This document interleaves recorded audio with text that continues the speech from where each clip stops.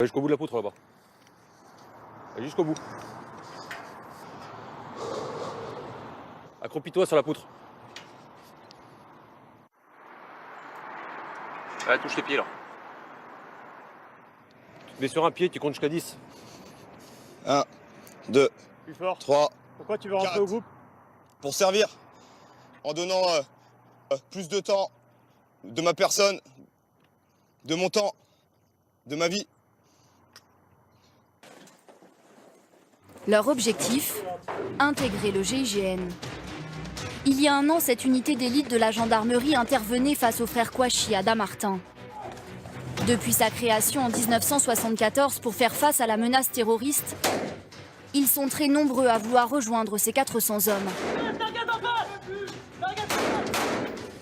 Mais la sélection est implacable.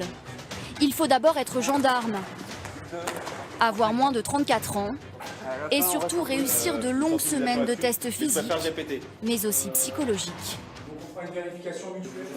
Sur 130 candidats cette année, seule une trentaine ont été retenus jusque-là, dont 2 femmes.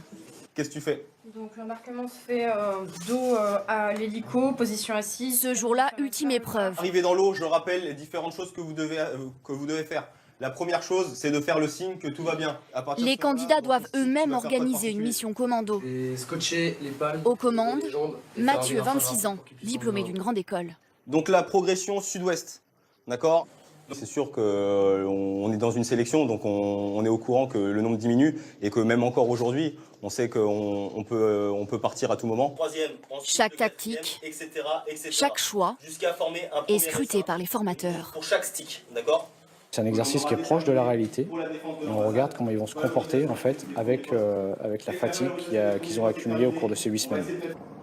L'exercice se déroule sur un étang de région parisienne. Sous l'œil étonné des promeneurs du dimanche. Vous n'avez pas le droit à l'erreur. Est-ce que c'est bien compris? Oui. Les candidats ont choisi de tester une nouvelle technique. Les palmes sont accrochées avec du scotch. Enfin, l'exercice peut commencer. Pour chaque personne, c'est entre 10 et 30 kilos de matériel et d'armes à transporter.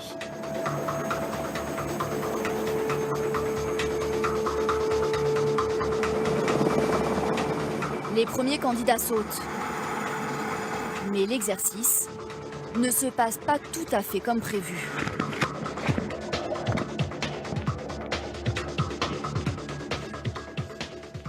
J'ai les 2 palmes qui se sont cassées. Ouais. J'en ai une qui est toujours accrochée. Qu'une palme. Ouais. Bah c'est bon. Bah, j'en ai qu'une. Ah oui, bah tu vas faire qu'avec une palme. Lors du saut, un autre candidat s'est blessé au visage. Ils sont plusieurs à avoir perdu au moins une palme et il est blessé au niveau de l'arcade, un peu en dessous de l'arcade. C'est un peu la méthode de la découverte pour eux. Ils n'ont pas bien attaché leur matériel. Après plus d'1 heure à nager dans une eau à 8 degrés, le groupe a retenu la leçon. L'exercice va durer 3 jours. Impossible pour nous de les filmer. Au terme de celui-ci, aucun candidat ne pourra être éliminé. Mais pour eux, ce n'est pas encore terminé. Avant d'aller sur le terrain, ils devront suivre 1 an de stage obligatoire. Aujourd'hui, on va parler de la notion de stress. Être stressé, c'est pas très grave, mais que l'idée, c'est de pouvoir bien gérer ce stress. Et puis, on va avoir le stress négatif. Il n'y a pas que le physique qui compte. Ces professeurs s'occupent d'habitude des athlètes de haut niveau. Ce jour-là, les stagiaires du GIGN apprennent à s'économiser.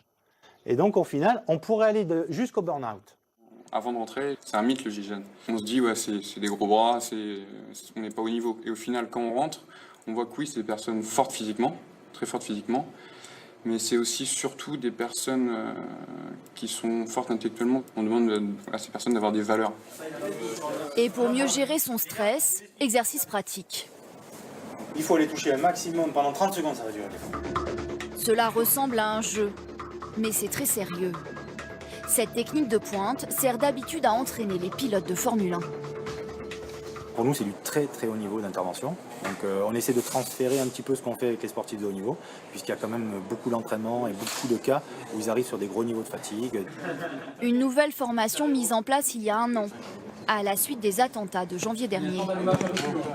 Quand on rentre dans une habitation, par exemple, les lumières peuvent être éteintes, on n'a pas la configuration des lieux, donc il est important de pouvoir faire preuve de discernement dans ces opérations. Ces lumières-là, ça aide à s'entraîner à ça. Ça aide à travailler le stimuli visuel, donc à percevoir quelque chose pour pouvoir l'analyser et décider derrière. Thomas, 28 ans, vient d'achever son stage. Mais avant d'aller sur le terrain, il y a un passage obligé que redoutent toutes les recrues. À balles réelles, il doit tirer sur une cible, installée sur l'un de ses futurs coéquipiers. Cela s'appelle le tir de confiance et pas le droit à l'erreur.